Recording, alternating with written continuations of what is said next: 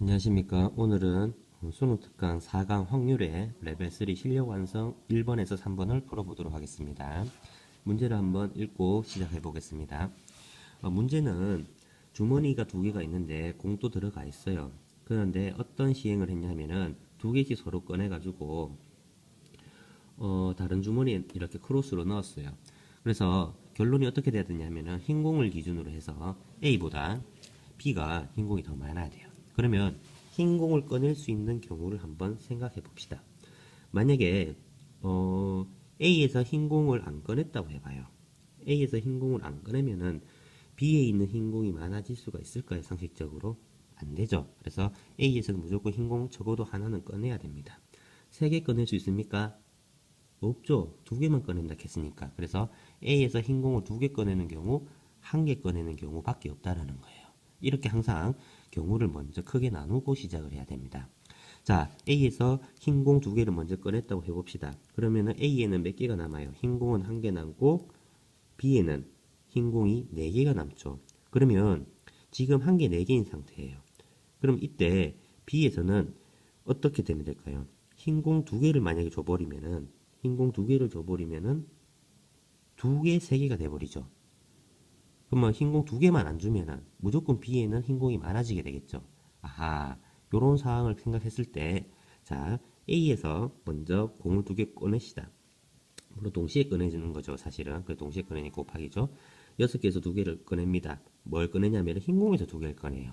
자, 그 다음에 여기서는 B죠. 요건 A인 상황이고 요건 B인 상황입니다. B는 4개에서 2개를 꺼내는데 어떻게 하냐면은 흰 공 2개만 안 주면 되니까 흰 공 2개만 두는 경우를 전체에서 빼주면 돼요. 그러면은 남은 경우가 다 카운팅이 되는 거죠, 자동으로. 그래서 전체가 4C이니까 이 C2만 빼주면 된다. 그래서 첫 번째 케이스는 90분의 15가 되겠다. 두 번째는 A에서 흰 공을 한 개 꺼내고 B에서 A에서 흰 공 하나, 검은 공 하나를 꺼내 봅시다. 그러면은 A에는 흰 공이 두 개가 남게 되고 B에는 흰 공이 세 개가 되겠죠. 결과적으로 그런 상황에서는 B에서는 검은 공 두 개만 꺼내서 A에게 주면 되겠죠. 왜냐하면 흰 공을 줘버리면 이제 어디 위배됩니까? 여기 위배가 돼버리죠. 흰 공 하나라도 줘버리면은. 맞나요? 그래서 B에서는 검은 공 두 개만 주면, 이 B는 블랙입니다. 두 개만 꺼내 A에게 주면 되겠죠. 그러면 한번 봅시다. 요 상황을 확률로 표현한 거는 6시 2분의 전체 6개에서 두 개를 뽑는데 흰공 3개에서 한 개 뽑고 검은 공 3개에서 한 개 뽑고 그 다음에 B에서는 4개에서 두 개를 뽑는데 검은 공 두 개만 주면 된다 했으니까 검은 공 두 개에서 두 개를 뽑으면 99분. 그럼 요 두 개 어떻게 해야 돼요? 더해야 돼요? 곱해야 돼요? 그렇죠. 더해야 되죠. 그래서 90분의 24가 된다. 2번 봅시다. 와, 글 너무 많다. 그죠? 확률과 통계에서 조합이나 확률 문제가 요즘에 이렇게 완성형 문항으로 많이 나옵니다. 독해력이 있어야 되겠죠. 한번 읽어봅시다. 결과는 간단해요.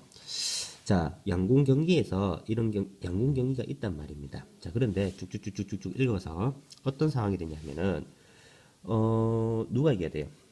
K 선수가 남은 한 발의 화살수와 이겨야 됩니다. 자, 그러면 한번 봅시다. K 선수가 보면은 어떤 상황이냐면은 K 선수가 남은 한 발의 화살수와 7점 이상 얻을 확률이 0.96이에요. 근데 9점 이하를 받을 확률이 0.4니까 9점 이하가 아닌 거는 10점을 얻을 확률이죠. 그래서 10점을 얻을 확률이 0.6입니다. 그런데 7점 이상을 얻을 확률이 0.96이라고 했는데 10점을 얻을 확률이 0.6이니까 요 세 개를 얻을 확률은 여기서 이걸 빼주면 0.36이 되겠죠. 맞나요? 그런데 또 뭐라고 얘기했습니까? 7점 또는 8점을 얻을 확률의 2배가 바로 9점을 얻을 확률이라고 했죠. 맞나요? 그러면 요 점수를 얻을 확률은 요 점수를 얻을 확률의 2배를 해주면 3으로 나눠주면 얼마입니까? 0.12가 되겠죠, 각각은. 그러니까 요게 0.12, 요거는 2배 하니까 0.24가 되겠다. 그죠? 맞나요? 요거, 요렇게 두 개를 더해서 0.36인데, 요거 놈의 2배니까, 맞죠? 그래서 0.24가 된다. 그런데 지금 점수는 어떻게 됐습니까? 26점하고 18점이 됐죠. 근데 K가 이기려면 몇 점이 돼야 됩니까? 9점 또는 10점이 나와야 이기죠. 그럼 9점이 나올 확률이 얼마입니까? 0.24라 그랬고 10점이 나올 확률은 0.6이라 그랬죠. 더하면 0.84다. 쉽죠? 네. 결국에는 이런 문제는 쫄지 말고 하나하나 차근차근 푸는 게 관건입니다. 3번 봅시다. 자, 슬슬 조건부 확률이 나올 징조가 보이는 거죠. 3번 문제를 푸니까. 자, 1학년 때 수투에서 배웠던 집합 한번 생각해가면서 문제를 풀어보도록 합시다. 전체 학생은 30명입니다. 국어, 수학, 수행 평가를 했는데 집합을 설정합시다. 요 3개짜리는 이렇게 정의하겠다. 이런 약속입니다.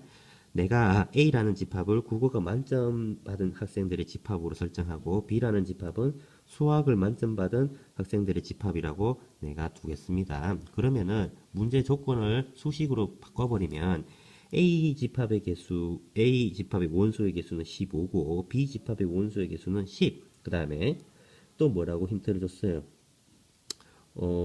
힌트 없네요. 자, 그 다음에 뭡니까? 한 명을 선택했을 때 국어 수행 평가에서도 만점 안 받고, 그러니까 A의 여집합 안 받고 엔드 교집합. 그다음에 수학에서도 만점 안 받는다. B 여집합. 요거를 구하래요. 요거. 그럼 얘를 좀 드모아브르 정리를 이용하면은 이렇게 표현되겠죠. 그러면 합집합에 대한 어떤 공식을 살펴보면은 합집합을 계산하는 방법은 각각의 집합을 더한 다음에 교집합을 한번 빼줍니다. 2번 카운팅 됐으니까. 근데 요거 2개는 알죠? 그러면 25입니다. 그죠? 그럼 결국에는 이거의 값은 25는 고정되어 있고 결국 요놈의 최대냐 최소냐에 따라서 요놈이 결정되겠다라는 겁니다. 그러면 얘가 가장 최소인 경우와 얘가 가장 최대인 경우를 살펴보면 되겠죠. 얘가 최소라는 건 언제입니까? 둘 다 요거 2개가 겹치는 게 없는 상태일 거예요. 그러면 1번 사항을 선생님이 이렇게 한번 그려봤습니다. 전체 30명이 있는데 국어 만점 받은 15명하고 수학 만점 10명이 절대 겹치는 애가 없는 거예요. 국어, 수학 동시에 영재가 없다라는 뜻인 거죠. 요 상태에서 얘가 15명, 10명이니까 얘는 몇 명 되는 거예요? 5명 되는 거죠. 자, 그럼 한번 봅시다. 요 그림을 잘 본 다음에 보면은 교집합의 최소값은 0이니까 결국엔 합집합의 최대값은 이게 적게 빼니까 이게 최대값이 되겠죠. 최대값은 25가 됩니다. 이게 최대값이 25니까 요놈의 최소값은 5가 되는 거죠. 여집합이니까. 맞죠? 맞나요? 요게 5라는 뜻입니다. 요게.